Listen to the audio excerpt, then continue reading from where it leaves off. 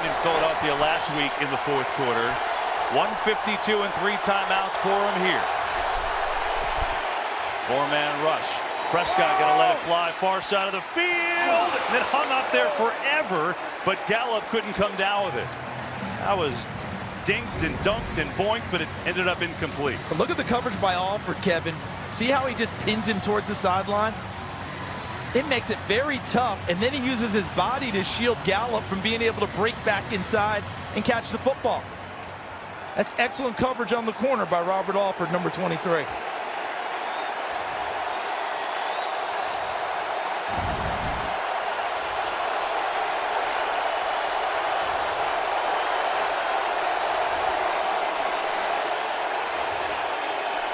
Second down. Prescott over the middle. He's got his tight end Swain, who is swarmed at the 30. And a 3rd and 5 is coming up. Oluwakon's had a nice game at middle linebacker, and he was there first. And now the Falcons call timeout.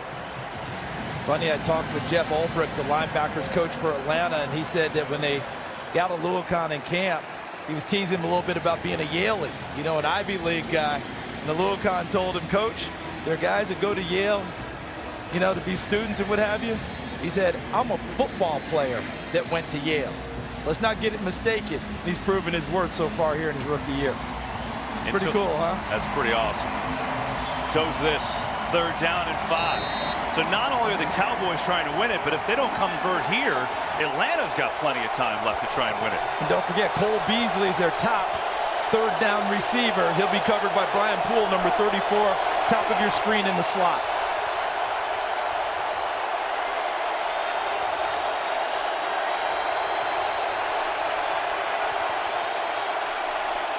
Three-man rush. Prescott, pressure coming, senses, throws far side, and a completion and a first down. It's Gallup who came back to get it nicely, and Dallas's drive continues with 1:25 to go.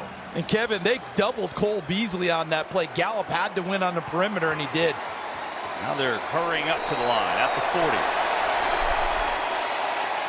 Prescott dumps it over the middle. Elliott with a good hard cut to midfield and another first down. And realistically, Charles, they need another 13 yards to have a field goal try and a chance to win it here. There's Brett Maher getting loose. He has one game-winning kick this year against Detroit earlier, a 38-yarder. The season high is 55 yards. Prescott, a lot of time lofting it for Swain. Well, that was dangerous. And it's incomplete as Niesman was on the coverage, and it does stop the clock. If I'm Prescott, as I look, I don't take very long downfield. I find my outlet, number 21. Get it to him and see what he can do is trying to get a few yards downfield, because remember, he's one broken tackle away from getting you the yardage you need. And can they find Amari Cooper? Can he make one of those plays that they used the number 1 pick on him to get him? He's in the slot at the bottom of your screen. Second down. Prescott, pressure coming, hangs in. Beasley's got it. First down in field goal range. Cole Beasley as Prescott waited to the last moment, and we have an injured Cowboy on the play. Little whip route, and then he comes back the other way. A lot of people call that a jerk route because as a defensive back, that's what you feel like when he makes a second move and moves away from you. And how about Dak Prescott falling away, throws back across his body, and puts it on him. And Prescott, very calm. Kevin, you made the point earlier about that clock slowing that back down in his head from earlier. Remember, it sped up after the game last year. He was sacked 8 times. That clock slowed down big on that play. He did not overthink it. He also didn't hurry it. Stayed with it and made that throw.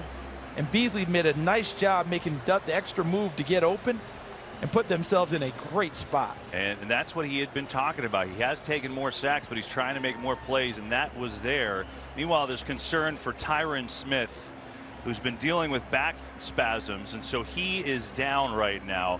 Cowboys are already in field goal range with 34 seconds to play, and while they tend with Tyron Smith, let's get a quick game break from Carissa Thompson. Thanks, Kevin. So you guys got a great game here. Another good one in Detroit. Matt Stafford connects with Kenny Galladay for this 19-yard score, his 5th of the season. Lions now lead 20-13 with under 5 to play. Kevin, Charles, and Pam. Well, that's big in the NFC wildcard race. I did not see that one coming. So, Charles, let's set it up. 34 seconds left. They continue to work on Tyron Smith. So Cameron Fleming will at least come in for one play, a tackle. But right now, for Brett Maher, it's a 48-yard kick. And what you're asking him is, where do you want the football? That's what you have to know going in the huddle. Where does your kicker want the football when he kicks it? All right. Some guys like it on the left half. Some guys like the right half. They will tell you the best spot. He's in range. You don't want to gum it up now if you are Dallas. Just put it in the spot to give your kicker the best opportunity and try and run this thing down to the buzzer. That's what they could do. They've got 2 timeouts left here, so they can run it. Just remember, Maher has missed field goals in 3 consecutive games, and he missed an extra point here tonight. So pressure on the young man. First, Cowboys try to get closer. 34 seconds left. Draw to Elliott, and doesn't get much. And the whistle blows, and timeout on the field. This one will be Atlanta.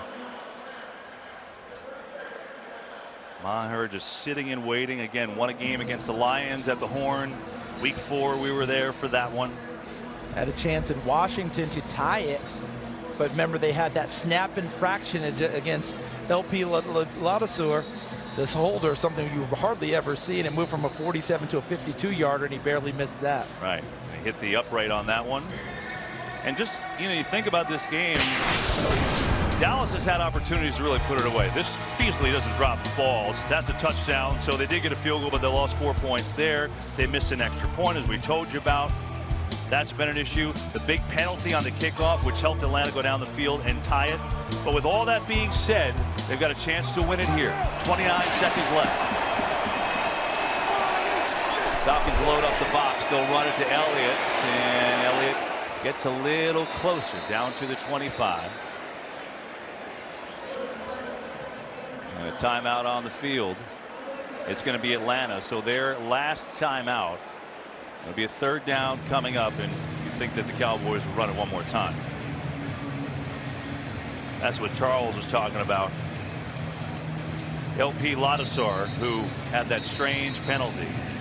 Chris Jones, the punter, is the holder, and it's Maher has been sitting thinking about this thing for 3 minutes. Just think about his career path, too. Talk about Maher.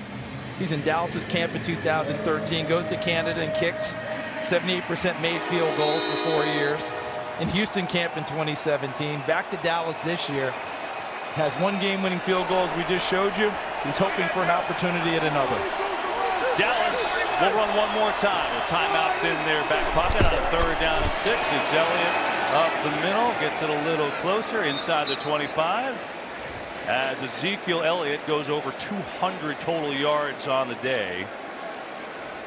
122 rushing. They'll let the clock tick down to about 4 seconds, and then we'll see if Brett Maher can be a hero.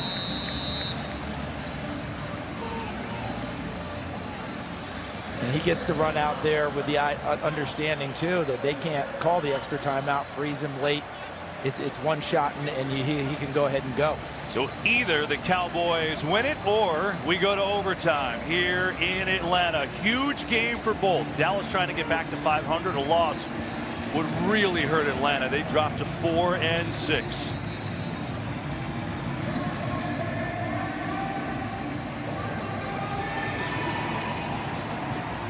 Maher is hit from 21. He's hit from 50. This from 42 yards out.